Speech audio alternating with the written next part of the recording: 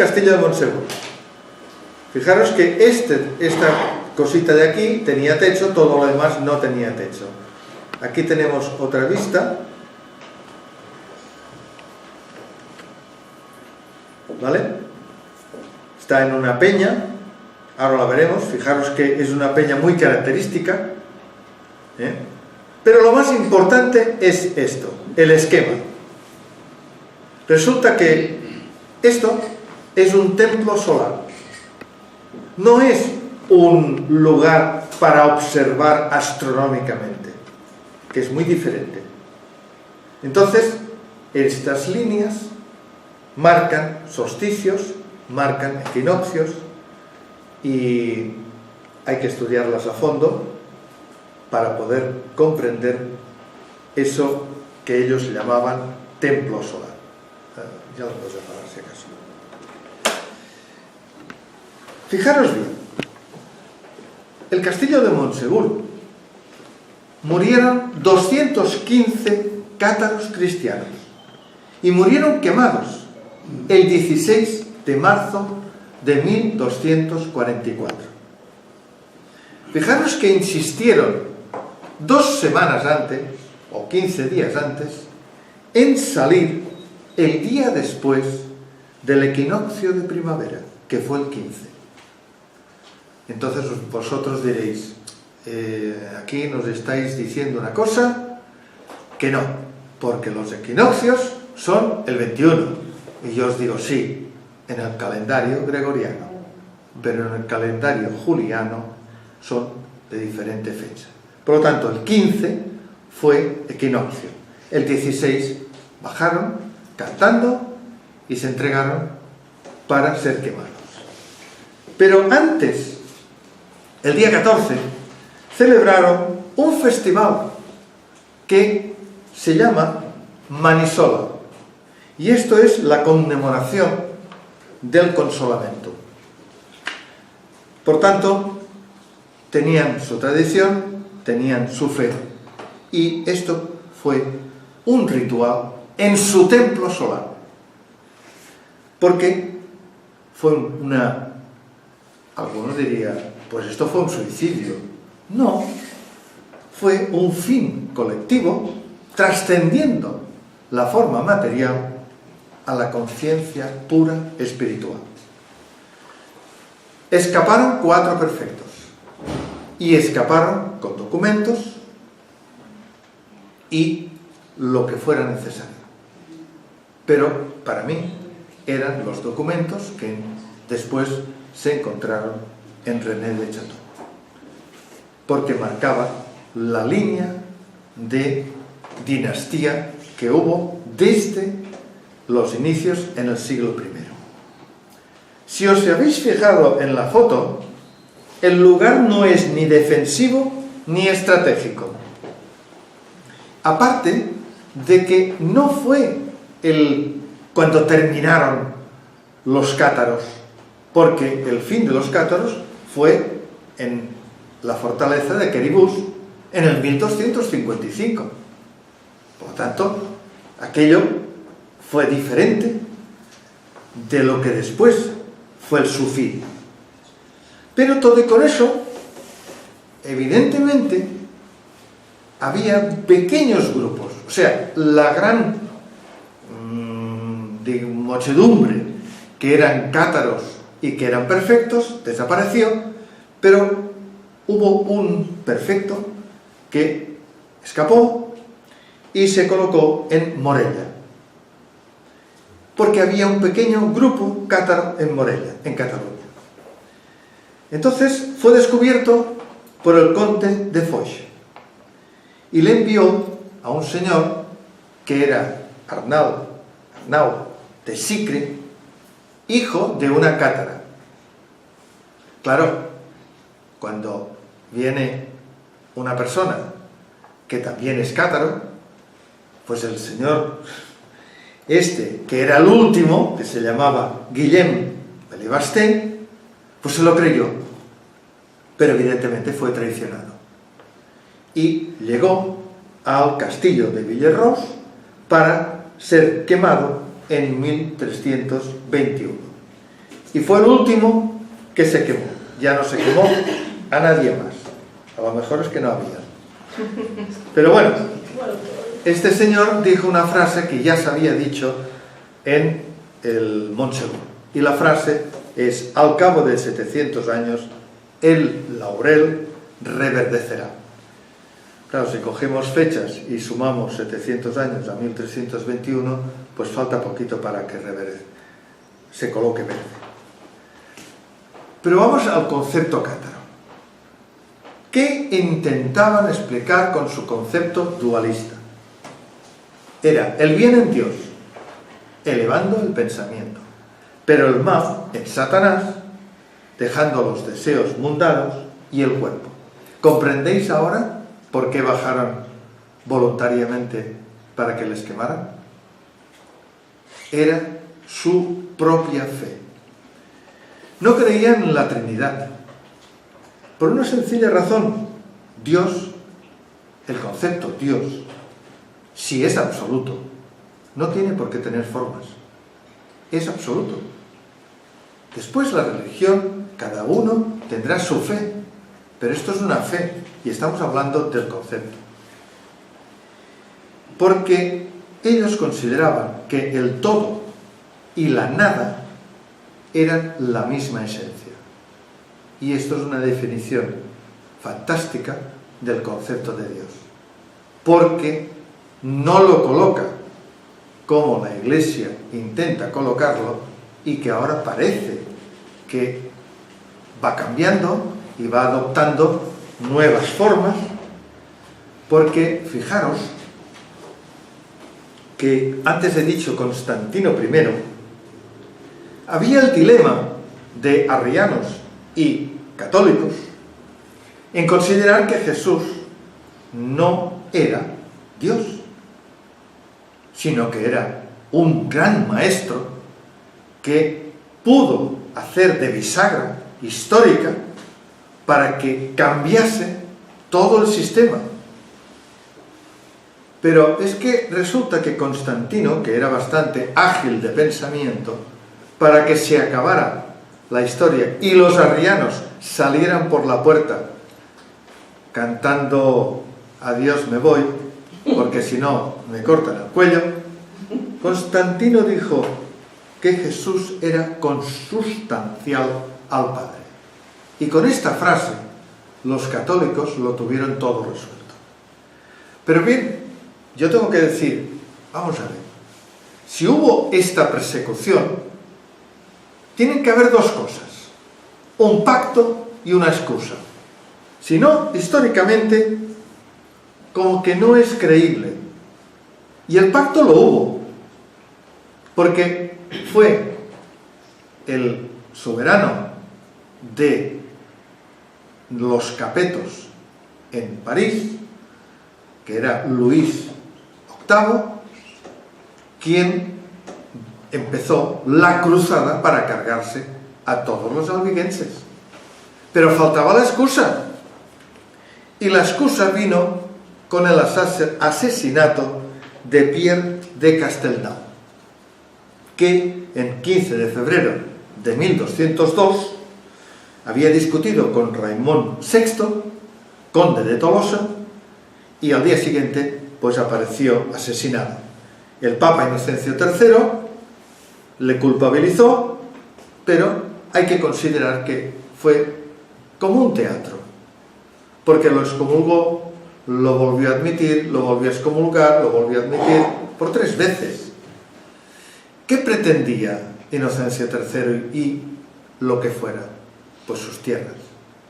Y encima cargarse al principal conde cátaro del condado de Septimania o de toda la zona esta. Pero fijaros que hubo, además de todo eso, odio y manipulación. Recordad una frase famosa: matadlos, que el Señor sabe quién son suyos. Esta frase se le atribuyó al legado pontical de Roma, un tal Arnaud Almaric, y todo el mundo se lo creyó. Pero claro, la historia también hay que saberla leer, porque no fue así. Fue un clérigo que después, años después, o sea, lo que fuera, al escribir las crónicas de lo que había pasado en Béziers en el año 1209, inventó esta frase. Y este clérigo se llamaba Cesare Einstempach. Cuando hay nombres y hay evidencias, las leyendas se difuminan un poquito.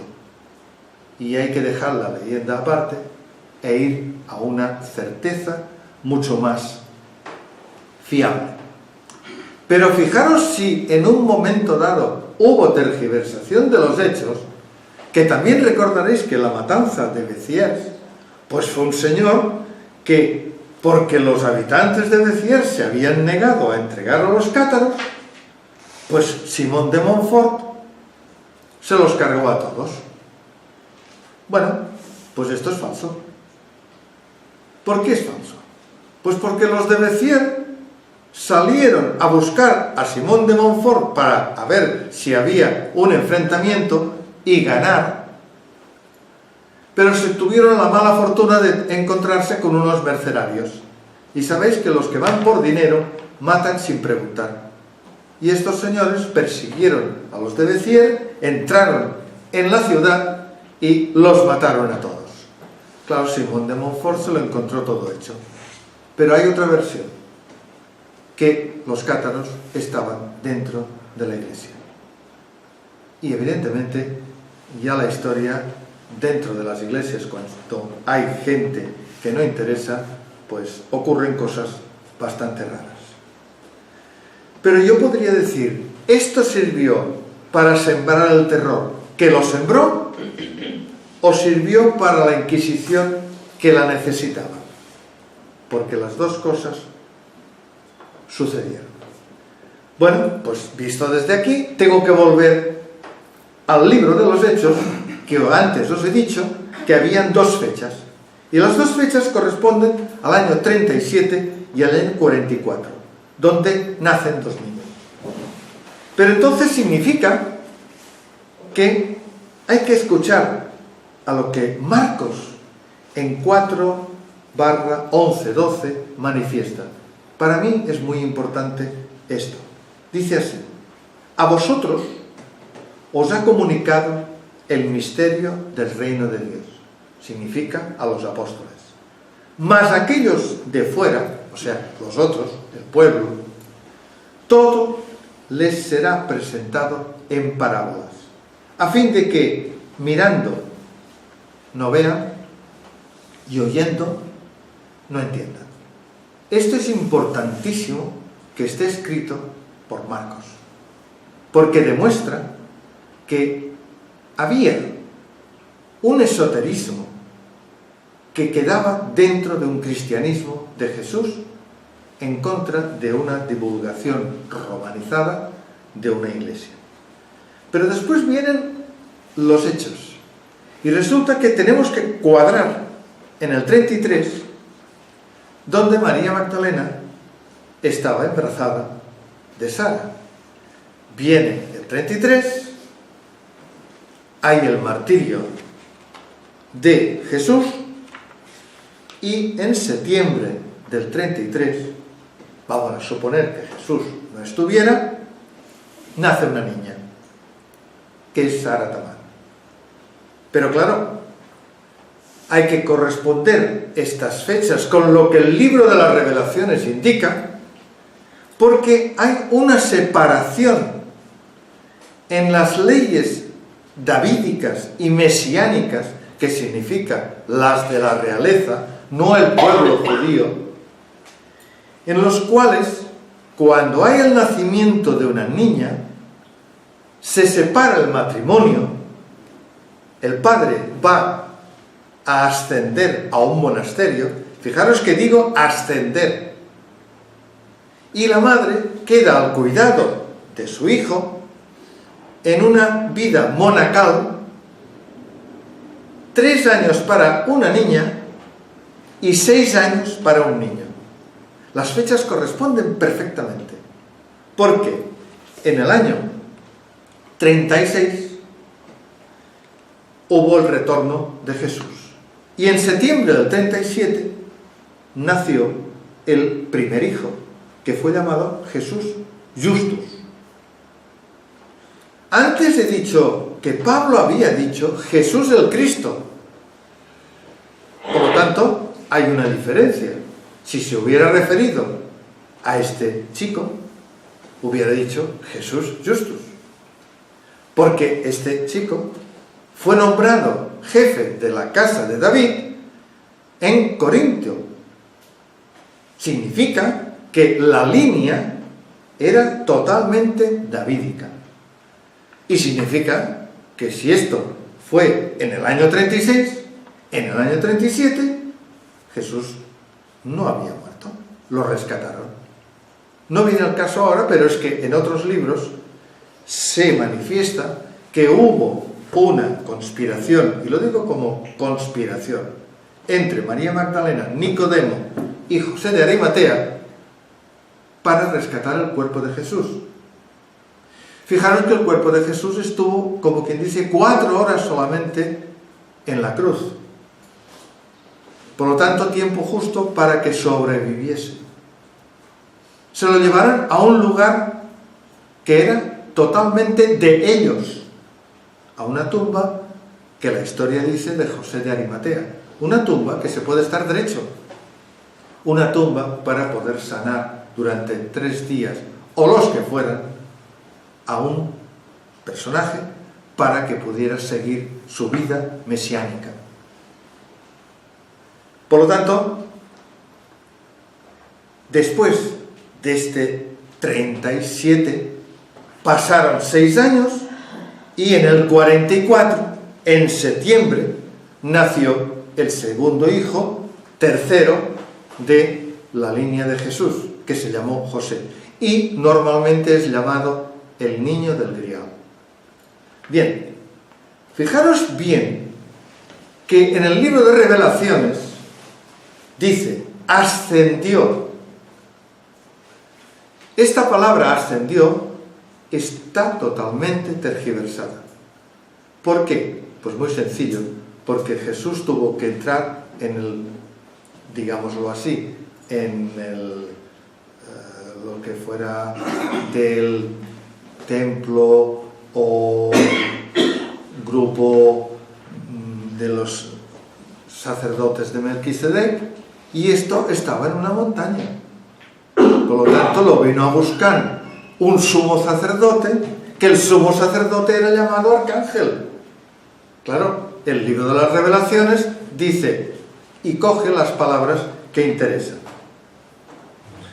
Pero Pablo de Tarso vuelve a hablar de esto y dice que las líneas de, digámoslo, de María, la madre de Jesús, eran de Aarón y Levi. Por lo tanto, Jesús era de la línea de David por parte de padre.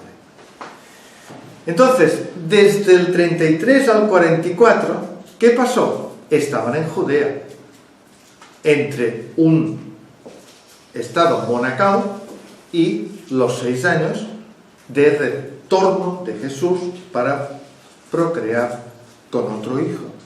Pero el último marchó todo el grupo, como antes he dicho, por lo tanto nació en las Galias. En ese mismo año consta que Jesús marchó a Galacia. Galacia es Turquía, a arreglar un asunto. Y esto está en los libros escrito así, arreglar un asunto.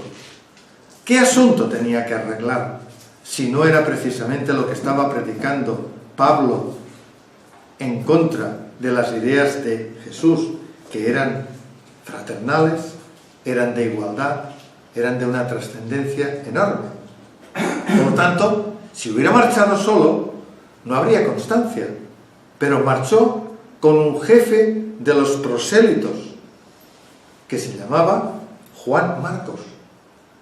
Por lo tanto, todo esto está escrito. Ahora vamos a decir una cosa de aquello de que si no me fío, pues por si acaso, ¿verdad? Resulta que en el 797, pues rescataron un personaje que estaba en Bagdad. Era un judío príncipe. Ellos lo llaman Nasi o Nasí. Este príncipe fue reclamado por el padre de Carlomagno y lo colocó en Narbona, que era el condado de Septimania. Le dieron tierras y le dieron poder. Evidentemente, las líneas carolingias enlazaron con esta línea davídica. ¿Significa entonces que este señor pertenecía a la línea de Jesús? Pues no lo sabemos. Porque la línea de Jesús resulta que sí que está claro que fue a través de la aparición del rey Arturo en el 559, si mal no recuerdo, que quedó en una leyenda, porque interesaba que Arturo fuera una leyenda. Pero yo os pregunto, ¿por qué una leyenda? Si precisamente la línea de Arturo era porque su padre era el rey Aadén, y este rey era la línea de José de Arimatea. Y vosotros me preguntaréis, bueno, pero es que José de Arimatea no era nadie. No, sí era alguien. Y tanto que era alguien. Arimatea no es un lugar. Arimatea es una tergiversación del greco-hebreo a Ramateo. Y significa Alteza Real. Si es Alteza Real, evidentemente tuvo que pactar con Agripa II, Herodes Agripa II, para poder marchar de Judea. ¿Quién pactaba? ¿Uno cualquiera o un personaje? ¿Quién pactó con Pilatos? ¿Uno cualquiera o un personaje? Por lo tanto, significa que esta estirpe real tenía que ser tan importante como para considerarse hermano de Jesús. Vamos a ver, lo vamos a dejar así. Pero si algún día vais a René de Chateau, en la iglesia, a cada lado del altar, hay una imagen de María con un niño y una imagen de José con un niño. Son dos niños. ¿Los dos? ¿De quién? ¿Los dos hermanos? Por lo tanto, esta serie de misterios quedan como leyenda. Y fijaros bien, he dicho antes que la leyenda de Arturo podía simbolizar otra leyenda de un caballero que se llamaba Baltraz, que apareció cuando estaba el Imperio Romano y se fue a Gran Bretaña. Este caballero era un escita. Significa que todo aquel grupo que en un momento dado se acampó por toda aquella zona de arriba de Dalmacia, pues pudo aparecer allí. Claro, entonces vino muy bien para que una leyenda se aplicara a otra. Pero de la línea esta de Arturo, resulta que la madre, o sea, el padre, venía de José de Arimatea, ¿de acuerdo? Pero la madre, precisamente venía de la Igerna de Ax, tal como fue llamada después María Magdalena, y de la madre de Igerna Viviana de Avalon. Y estas líneas son de Sara Tabán. Si quitamos el mito a los albigenses queda el significado por el cual la Iglesia de Roma hizo todo lo que hizo y verdaderamente cambió la historia. Pero claro, la historia no se puede borrar. Se pueden eliminar a los personajes, pero la historia no se borra. Hasta aquí es lo que he podido recopilar de todo esto y a ver si os ha podido servir de algún punto de vista para continuar con algunas preguntas. Muchas gracias. Bueno, yo voy a hacer una pregunta. una pregunta. ¿Por qué dicen la católica, apostólica y romana Sí. si los romanos no querían a Jesús? Primero esto. Y después, ¿por qué se le tiene tanta manía al pueblo judío? Vale. Bueno, empecemos por la manía. Sí, ¿por qué? El pueblo judío siempre ha sido considerado por ellos como el pueblo elegido por Dios. Por lo tanto, ellos tenían sus reglas, ellos tenían su ley, ellos tenían su Dios. El Dios del Antiguo Testamento, evidentemente, no es el Dios del Nuevo Testamento. El Dios del Antiguo Testamento es para volverse loco leyendo sus, vámoslo a decir así, sus imposiciones. Era un Dios castigador, era un Dios que si no seguías la ley, pues estamos hablando del Antiguo Testamento. Pero claro, es que llega lo que he dicho antes, esa bisagra de Jesús. Y Jesús cambia ese Dios en un Dios de amor. ¿De acuerdo? Pero claro, la Iglesia entonces no sigue los parámetros de ese amor, aunque lo parezca. Pero ya existía la Iglesia. La Iglesia existía como grupo porque a través de Jesús empezó a unirse y formarse.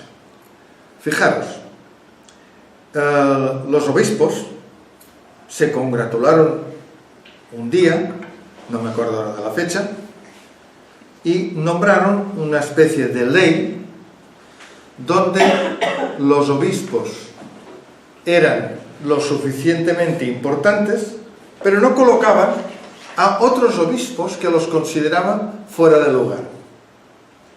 Significa esto que empezaban a decir, no, nosotros somos los que verdaderamente seguimos una iglesia romanizada por Pablo y encontraremos en Constantino que se coloca como iglesia apostólica, romana y católica. Pero románica, ¿qué quiere decir? Porque imperaba el Imperio Romano. O sea, cuando el Concilio de Nicea, el Imperio Romano estaba totalmente en su fuerza. El Concilio de Nicea fue el 312 y la caída del Imperio Romano fue el 416, si mal no recuerdo. Significa esto que todo y con eso de que el Concilio de Nicea fue lo suficientemente importante, hay una cosa que no he dicho, pero lo digo ahora. En los primeros siglos, aproximadamente hasta el siglo II, los fariseos todavía dominaban. Entonces Pablo lo que hizo fue ir a predicar a gente que había oído hablar de Jesús, pero no conocía a Jesús. Eso es lo primero. Segundo, los evangelios del Nuevo Testamento fueron escritos hacia el año 70. Había un evangelio primero hacia el año 50, pero era como un borrador.